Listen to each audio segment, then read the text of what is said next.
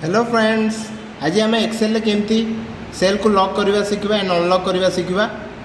For example ये किसी data अच्छी मुझे जोटा चाहिए लॉक करी एंड मुझे जोटा चाहिए अनलॉक करी।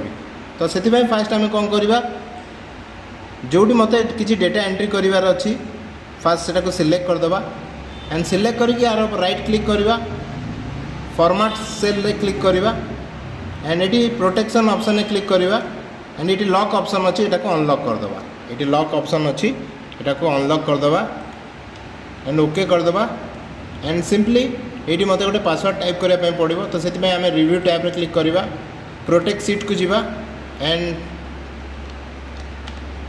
पासवर्ड टाइप करवा ओके एंड पुणी आउ थे कन्फर्मेशन सेम पासवर्ड टाइप करवा ओके। तो ये किसी देखो ये मुझे डाटा टाइप करने चाहूँगी करनी एंड जोटी मुझे चाहूँगी मनकर मत ये किसी डेटा एंट्री करार अच्छी तो मुझे किसी डेटा एंट्री करें एंड ऊपर जो मोर लेखा अच्छी तो मुझे चाहूनी यहाँ को कहीं चेंज करूँ बोली।